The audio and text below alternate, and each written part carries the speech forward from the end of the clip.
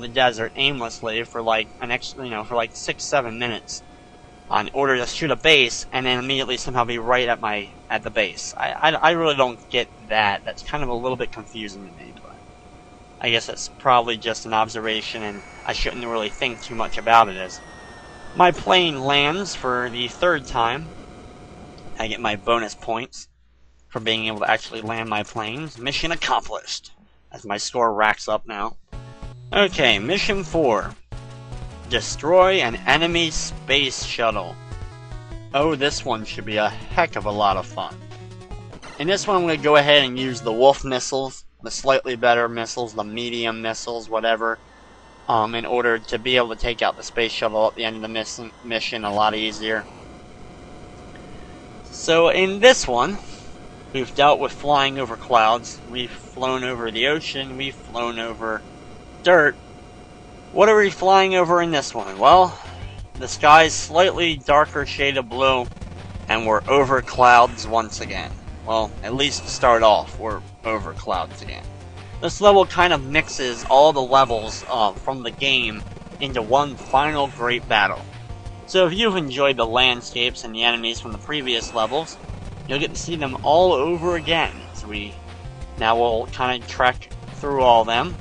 So it's a very long mission, yeah. It's not very short, to say the least, in dealing with this mission.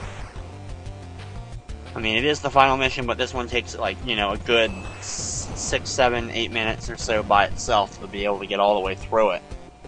Which, especially if you end up dying during it, is what ends up being the most annoying part about this whole mission, and why probably a lot of people, even if they finally got to this part, wouldn't even get past this mission. And the worst thing about it is nothing's changed from the previous ones, because basically it's a compilation level of all the previous levels, so nothing new happens. It's just the stuff we've already really been dealing with. So now we're going to move from the air, and we're going to go over the ocean now. So instead of seeing the clouds on the bottom, we now see a slightly lighter shade of blue than the sky now. Before, of course, the sky was lighter than the ocean, but now that it's nighttime, the sky is slightly darker than the actual ocean this time around. Big difference, I know. It's something, I don't think anyone really would have observed. So I had to make sure I pointed it out there for each and every person. Okay, yeah, shoot the missiles, dodge the missiles, move back and forth, flip, and, too bad I really can't start doing barrel rolls in this game. It would be a lot funner. But I can in the second game, and I will take advantage of doing that in the second mission. I will make sure I do at least one barrel roll for the run. Oh man, this is awesome. I'm glad we are all here enjoying Top Gun on the NES, as very little enemies are even on the screen. Finally having to deal with one or two. And there's a ship to finally deal with, but I mean, just where is everything? Does anything want to fight me? I mean, I am flying to take out an enemy space shuttle. Oh god, now we're going from the air. Oh look, somehow now I'm over land again. And we get to see the great dirt. How awesome. I mean, things just keep getting better. Like I said, compilation level of everything we've already dealt with. And with us actually being over the land again, I will bring up the question, why wasn't there another one of our aircraft carriers at least closer to this enemy space shuttle than me, who was like all the way on the opposite side of the world? That's what it feels like. And I know, great, my fuel's empty. So now with my fuel being empty, you can expect you can all expect what's coming next. After only a few seconds of dealing with having almost no fuel, and us going to air-to-ground combat again. What? Okay, now we have to deal with the refueling sequence as soon as we got into the new area. So here we go with the wonderful giant plane trying to get the stupid nozzle on the X spot once again. Hopefully I don't have as much trouble with it this time as I did in the previous level. Yeah, I'm not even gonna yell out the commands, because that would just be stupid. Okay, come on, move it closer. Inching it very, very slowly, closer and closer to its end goal here. Come on, you know you want to get on the X. You know you want to. Oh man, seriously? Come on. Just go ahead, hook up, and we can be done with this.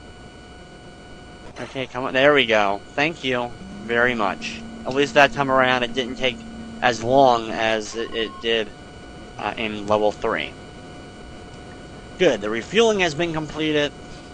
And now we can continue on with level 4 here in Top Gun. Okay, slowly get off my screen. Thank you very much. Why don't we just load some bombs into the refueling plane and have that drive over the enemy space shuttle? I think that'd be a little bit more exciting than me slowly flying over there and having to refuel along the way.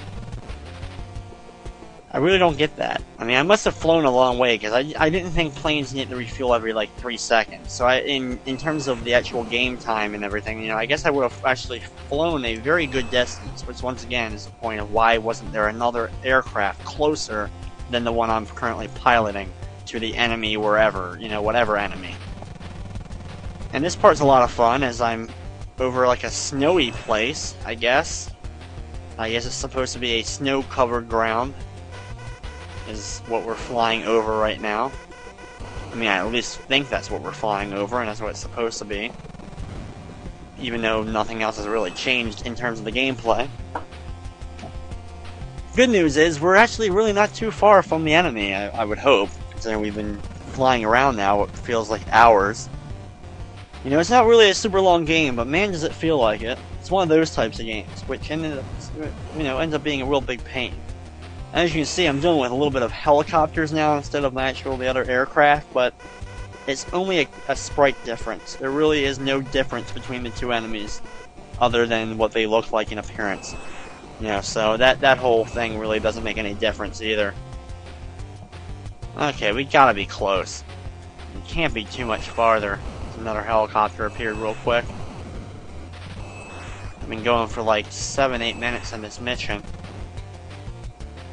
Okay, finally, here we go, with the final boss of Top Gun 1 on the